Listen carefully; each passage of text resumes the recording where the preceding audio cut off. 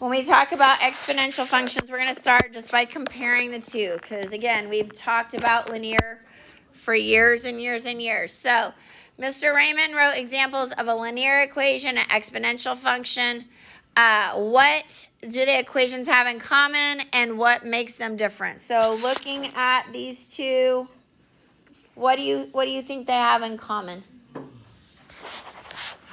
What do they both have? They're both written in function notation. They both have 2's. What makes them different?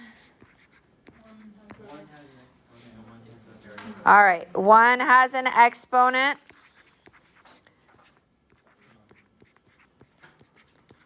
And the other, right, is just x. So that is what we're going to be looking at, okay? So this one that says linear, that's like what we normally do.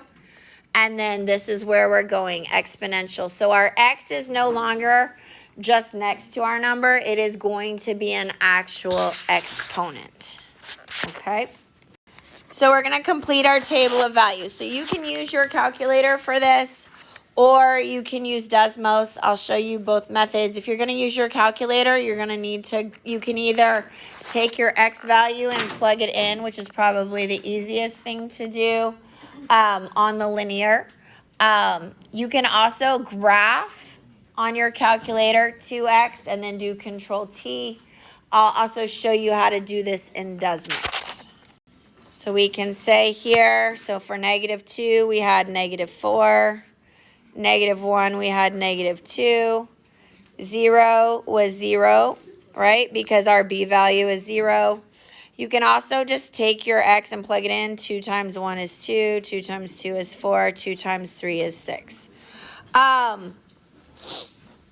When we look at, we're going to go ahead and I want to break this into sections. So this part 2 wants us to make a graph of that.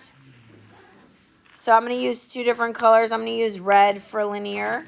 So when we do that, we were at 0, 0, 1, 2, 2, 4, 2, 6.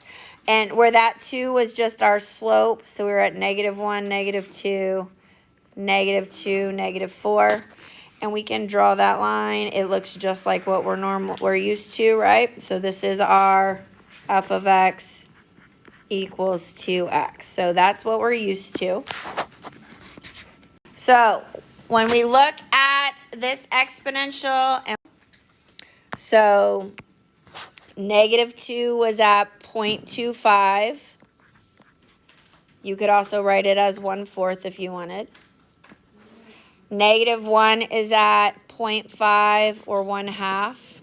It doesn't matter. You can write it as a decimal or a fraction. 0 is at 1.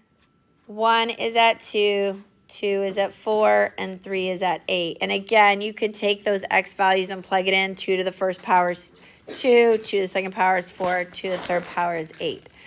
So when we graph this, I want you to realize exactly what's happening. I'm going to start with 0, 1.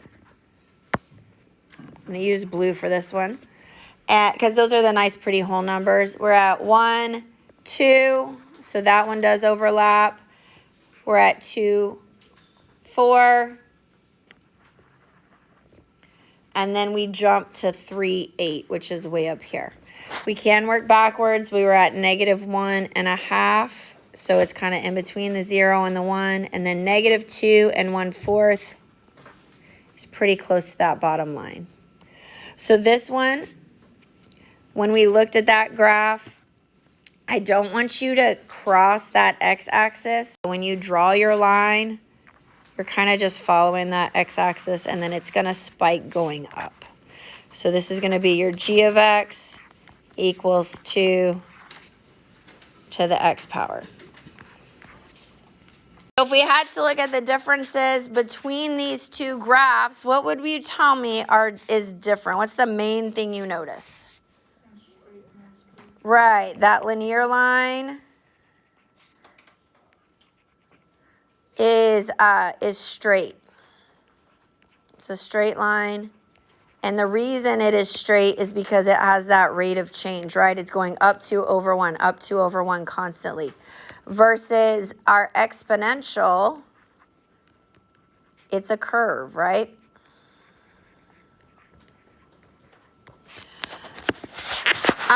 If we put, when we put it into our graphing calculator and we used our table, we talked about just a minute ago, is it actually going to cross this x-axis right here? No. Okay. And as long as we have something to decrease or increase, it's never going to actually cross. So if it says, will it cross the x-axis? No. It will never cross the x-axis. And that actually has a special name that we'll talk about. This particular one that we did, because it is going up, is what we call a growth, and we'll talk about that, versus sometimes we have the curve goes down and we call it a decay. It will not, excuse me, I left out the most important word. Let me go back and fix that. Thank you. It will not, is what happens when I talk and I write at the same time. It will not, all caps, thank you for that, cross the x-axis. Describe what happens to the y as the x decreases. So when we looked at our table, our y or our g of x, as our x value decreased, so we're going from the bottom up, right? So 3, 2, 1, 0. What happened to our y values? They also got smaller in this case. So we can say as x goes down, y, we can say it gets really small, right? Really, really small, because we're essentially taking half of all these numbers, right? Half of a fourth is an eighth, and then a 16th, and then a 32nd, and it gets tiny, tiny, tiny. And we're going to talk about why that happens. So when we write y equals a times b to the x, a can never be 0. We're going to talk about what a is in just a minute. A can never be 0, and b can be bigger than 1.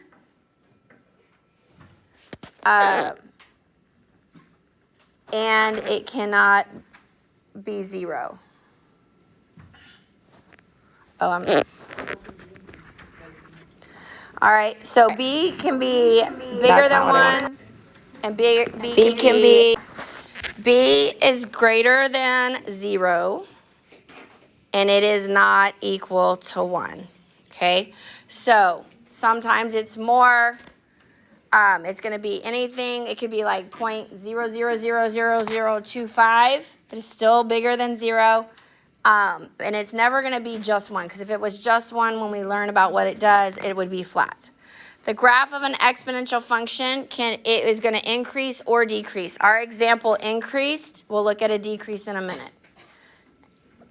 An exponential graph will always have a horizontal asymptote, asymptote.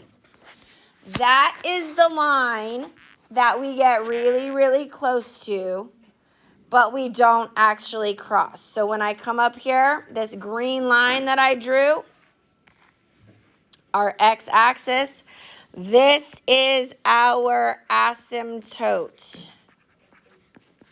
Okay, and that is a horizontal line. So if you think about our OIVUX that we did a couple of units ago, that is a horizontal line. So this is a y equals, and it happens to cross at 0. So I'm going to circle that and put a star.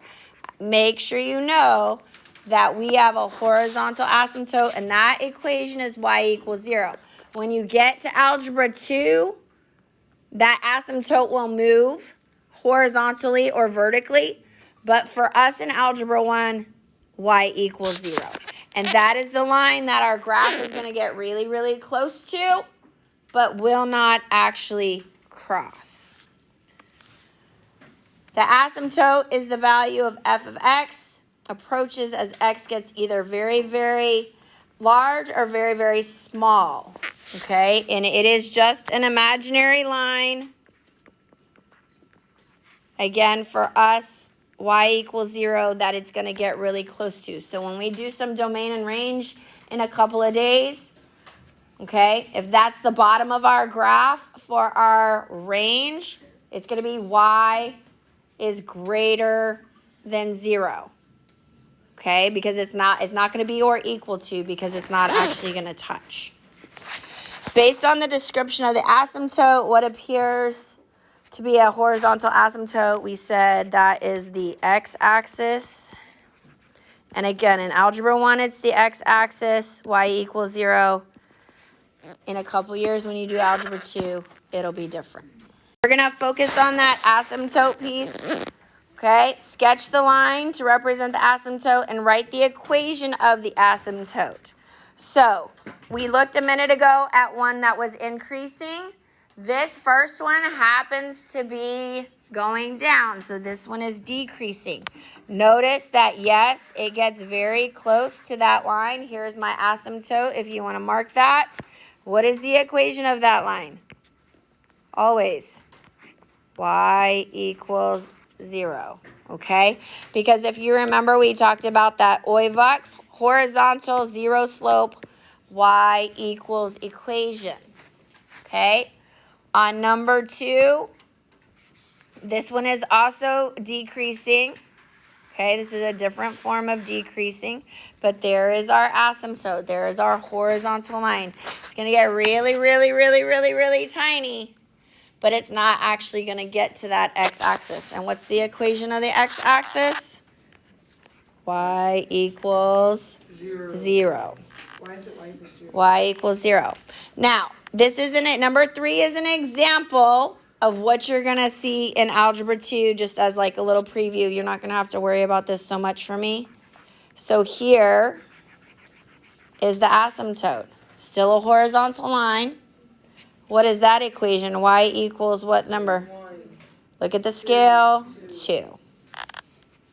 So things to pay attention to on these graphs, and we'll get a little bit more into this part tomorrow. When we look at number 1, that line is going down. So we will find that this is in fact a decay. This line is also going down. This is what we call a decay because it's going down. This one is going up, so this is what we call a growth. And it all has to do with this number that we're multiplying by, and we're going to investigate that part tomorrow. Today we're just really looking at the basics of what makes it exponential. So here we have a little word problem. Sean is currently has $10 saved and would like to build more in their savings over the next several months. 2 potential plans, and we're going to see which ones of these we think are best. So option 1, he is depositing $20 each month into savings, and his equation is y equals 20x plus 10. Because this 10 is his original, this is his initial amount.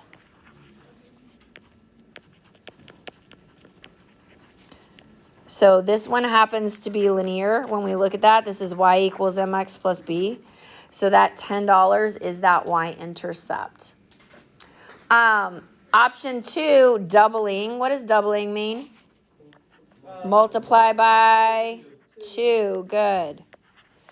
The amount in the savings each month. So notice this one is written a little bit differently, where that 10, that initial amount is first, $10 times 2 to an x power. This is going to be, because that x is the exponent, this is going to be exponential. Okay, because it has an exponent. So hopefully that makes sense. So that was actually number 4. We're going to make a table, and we're going to make a graph, and then we're going to decide. Based on looking at these equations and kind of seeing what you think might happen, I just want you to make a prediction. Do you think, which one should he choose if he wants the most money in the least amount of time? Probably option 2. In 8th grade, you talked about interest, right? gaining interest, paying interest. Those were exponential examples. That's real life exponential functions.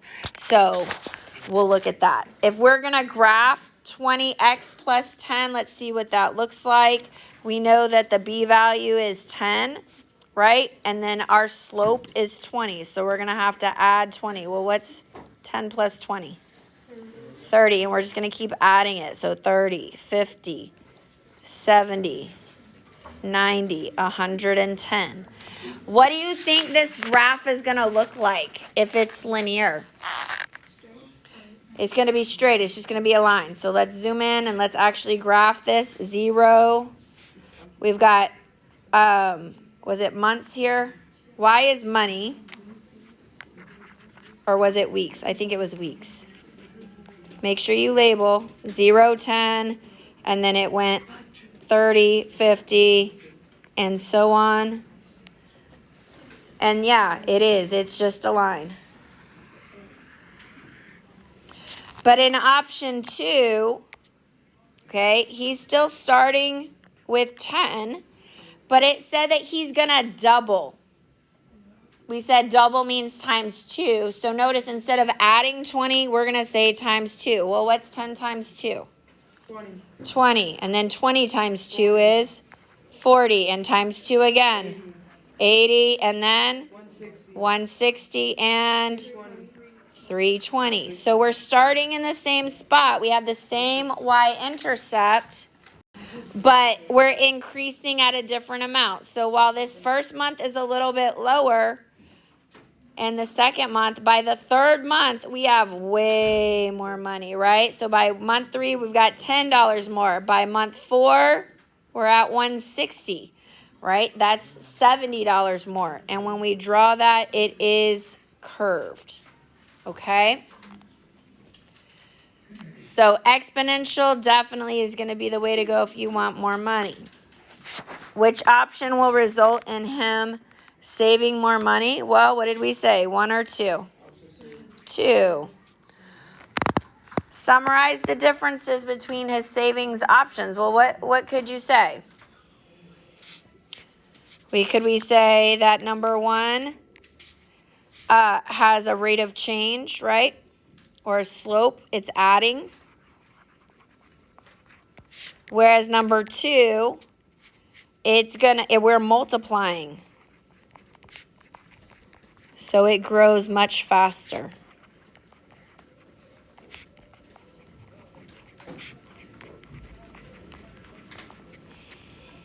Okay, on number 6, if you wanted to elaborate, number 2, we could say after month 3, okay, he has more. And then it grows way fast after that. So here's what that linear equation looks like. So we're going to go back to our paper. We're going to fill in that table. Graphics. I'll show you. Okay, we look at our table. Notice it is curved. It is very different than what we've seen before. So we're going to fill in this table. We'll graph it, and then we'll talk about those different pieces in here. Notice that this purple line gets real close to this x-axis. Okay, but it doesn't actually touch it, okay? This number, these y numbers are going to get smaller and smaller and smaller, but as long as we still have something, it's not actually going to get to 0.